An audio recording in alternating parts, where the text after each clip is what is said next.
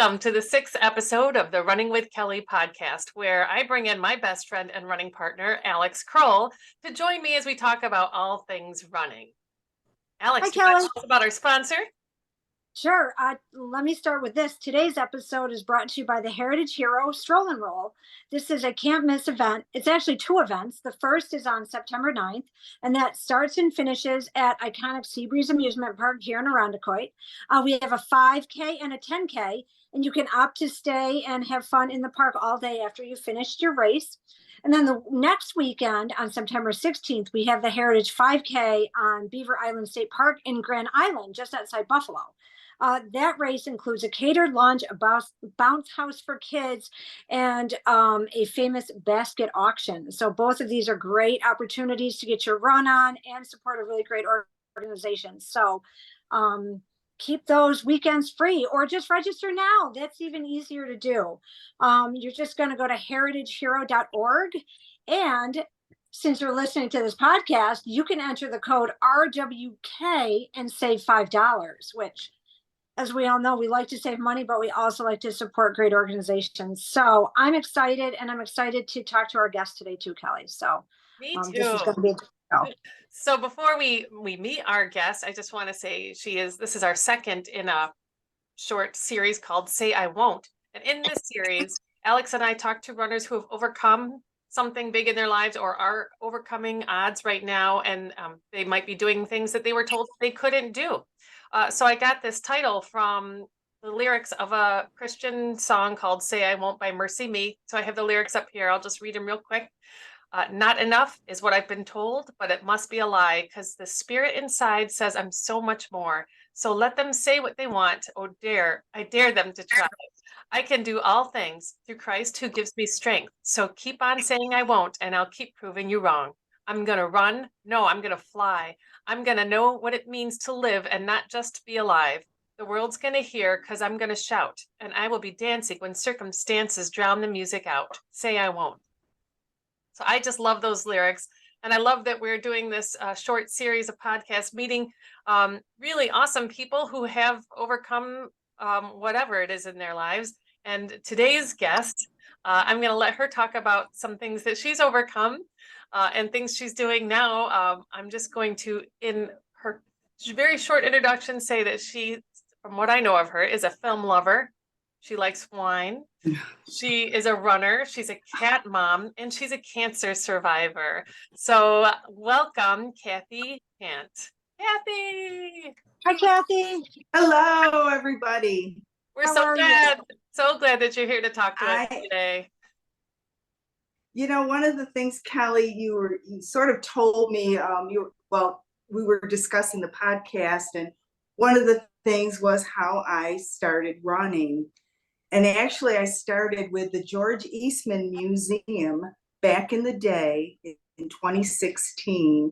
They had a 5K called the George Eastman Photo Finish. And what I liked about the 5K and 5Ks in general, they usually say run/walk. So if I couldn't do the running part, I could fall back on walking. And that first 5K in 2016, I finished in 1 hour and 6 minutes.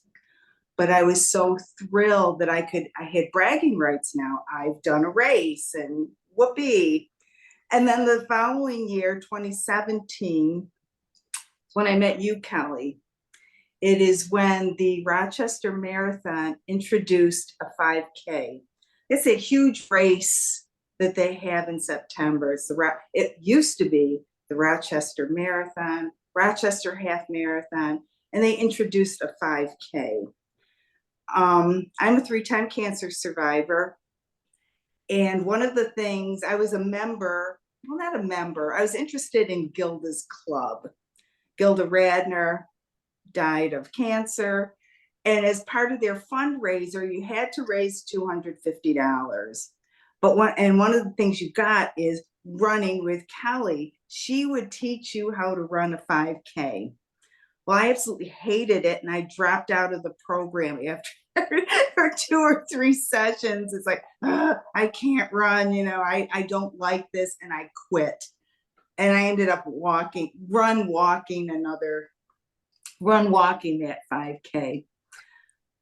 But as I started to get used to crowds cheering you when you cross a finish line, and the bling and the medals, the crowd support, it was just amazing. And I was a maniac. I started signing up for all these 5Ks and discovering all these 5Ks. But getting back to what I've overcome, and I hate to use this to define me, but I am a 3-time breast cancer survivor. I was first diagnosed in the year 2000. And if you're familiar with cancer is, they usually stage what stage you are in, as in, how far your cancer has progressed. So in 2000, it was stage 0, which I don't know if they technically called it cancer, but the cells are forming and, it could turn into cancer. So I had radiation treatment for that. Then in 2004, I had a reoccurrence. And I lied to my doctor. I don't do those breast examinations. And I just had a regular physical, and my doctor felt a lump, and he goes, "Don't you feel that?" And I was like, "Oh, now I do." But anyway, that was my second occurrence with breast cancer.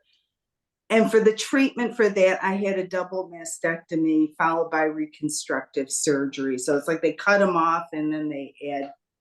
So you wake up and you've got breasts. Then in 2007, I was diagnosed a third time. And they think that what happened then is I had residual cancer. My surgeon didn't get it all out. So I had radiation again. And I hate being this poster girl for breast cancer, but I had such a positive attitude. And I like to wag my finger and say, you know what? That third time I had cancer, I never missed a day of work. And I didn't. I went to work every day, had radiation treatment every day. And it was like 5 days a week. It was 5 days a week. I had to go in for treatments. Wow, Cathy. When you have radiation treatment, I was at my heaviest probably. And they tell you during the treatment, because, they have to pinpoint where the laser beam is going to go to zap the cancer. You can't lose weight. And I was at my heaviest. So one of the things with running, so anyway, that's when I became a gym rat, joined a gym, blah, blah, blah, took care of fitness. I had a PET scan. My cancer hadn't spread, so I quit smoking. I was a closet smoker. But one thing with running, and we all have this body, women have, maybe men too, have these body images of what they want or what they think somebody should look like. And for me, I always think of Marielle Hemingway and Personal Best. She played a runner in it. Marielle's like 6 feet tall, stick figure, but that's the body I wanted. And I've learned through running that we come in all shapes, sizes, ages. And I just like the feeling after I'd completed a run. It's like, oh my gosh, I did that. Let's go sign up for another one. It's just this happiness I feel. And with running with Kelly, the group that she has, and I just love everybody really likes each other, I think. We all applaud each other. I'll tell you, I'm probably the slowest one in her Tuesday night group. But as Kelly will say, we all wait for the last person to come in. I never felt like I was really holding anyone back. Everyone is so positive and just there for each other, having each other's back. And I truly appreciate that. Well, Cathy, it's funny that I'm glad you appreciate that part of the group. I was listening to another podcast earlier today, actually, and they were talking about running communities and how, the podcast interviewer was focusing on, it gives you a chance to run with people who are faster than you and it can challenge you. And then the person he was interviewing said, yeah, but if you spend some time with people who are not at the front, you can learn so much from them too, because they're spending more time on their feet. They often have the more inspiring stories to learn from. And so he was challenging the listeners to not just go to your community group workouts and look for the fastest people to hang out with, but to just spend time with everybody that's there and see what you can learn, because we can all learn from each other and support one another. And it's just like a big family for Mhm. sure. Now, Kathy, three And times. I get excited when I see other runners, like just down my street. I'm like a dog seeing the mailman. It's like, oh my God, look, there's a runner outside. Look at that. And last night I did my walking workout with Brian, because he's not an athlete. So we're walking and I see a group of runners like a block away. And it's almost like, hey, I'm a runner too. I get it. But I also feel like I'm an imposter sometimes when I say I'm a runner, because I walk, run. But I feel so much joy that I can take these walk breaks and it's acceptable. Absolutely. I did mine walk run today. 4 minutes of running, 1 minute walk, did it. And I don't think I would have squeezed in 16 miles today if it wasn't for that minute of walking. Oh, wow. But Kathy, you mentioned 3 times breast cancer survivor. I mean, that is huge. Was there Yes. ever, you are a very joyful person. I think, I know we interviewed Josh for the first episode, and he has that same mentality, that same joy inside. You seem like a joyful person. Were you always that way through those times? And do you think that was helpful for you? I was always that way. I was never, why me? I was always, well, why not me? Why not me? Who decides, who gets cancer and who doesn't, and my prognosis was always good. So that kept me upbeat and positive. I will say in the early days, I didn't want to talk about it with coworkers because I didn't want to have a pity party. I didn't want people saying, oh, Kathy, how are you? Kathy, you look tired today. I didn't want any of that kind of attention. But now it's like I meet people. It's one of the first things I tell them. It's like, oh, I'm a breast cancer survivor. So yeah, I survived it 3 times. Now, did you have a good support team with you at home, family or friends that were by your side? Yeah, my mother at that time was a snowbird, so she was in Florida at the time. But my husband was a great support system. I did have a pity party one day. I think it was in January. It was my birthday, and we were all out to dinner, and everyone's laughing and joyful. And it's like, wait, guys, I'm sitting here with cancer, and you guys are happy. I think that was the only really downtime that I had. You're probably allowed. Kathy, what Yeah. what kind of lifestyle changes outside of running have you added along this journey? Is there anything you can pinpoint that says, okay, besides running, this is something else that really changed that has really been a positive for me? Well, yeah, definitely quitting smoking. When I had that PET scan that said everything was clear, it's like, you know what? I'm not going to risk cancer now. This is it. But I really did become a gym rat. I started taking, all kinds of Zumba classes. To this day, in fact, Friday, I'm taking a combination spin class, bar class, some kind Cool. of pop up. But I probably work out maybe 6 days a week.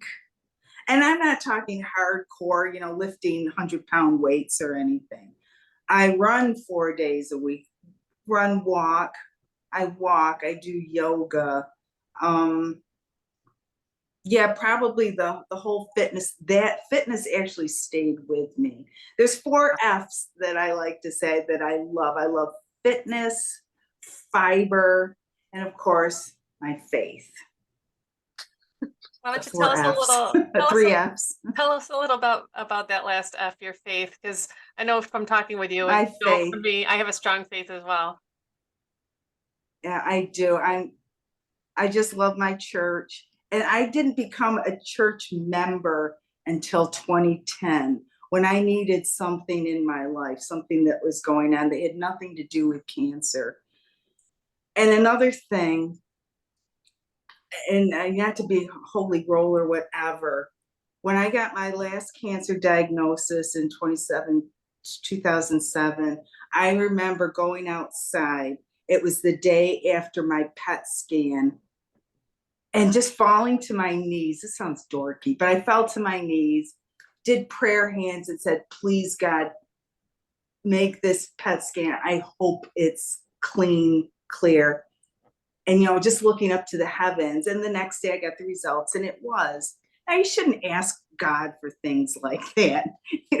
It's not like, oh, if I, give and take, oh, I'll quit this if you give me that. It shouldn't be like that at all. But I always feel like when I go to church, I'm with another family. I got my running family, my blood family, my old work family, and my faith family. That, walking into a sanctuary and just feeling that love. That's what faith does to me. And I read my devotional every day and try to be that good person. Doesn't always work. I forget, I slip, but for the most part, I do try.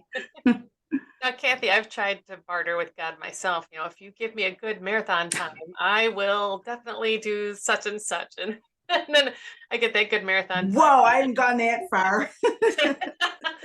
It really doesn't work. We'll just let's just say. Yeah, right. But having that strong faith, I get you. It's something that's real important to me too.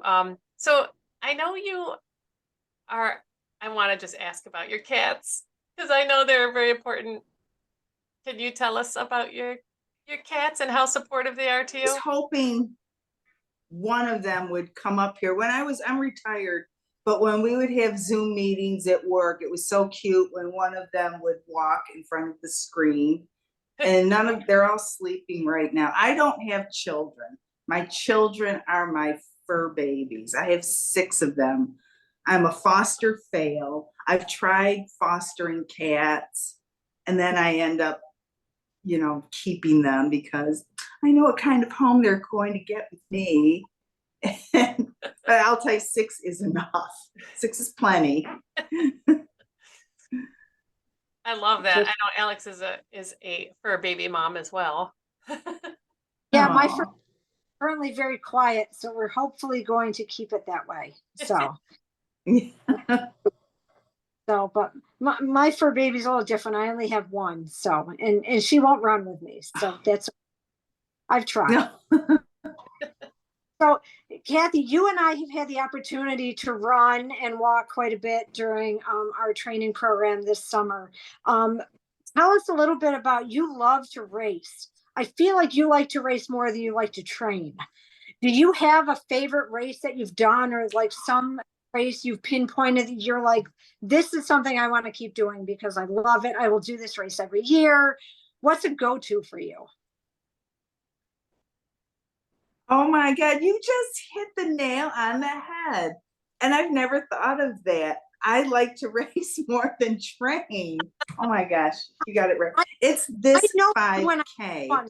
We're kindred spirits in that way, because Kelly will tell you I would much rather race than train as well. So yeah, I get it. I see that.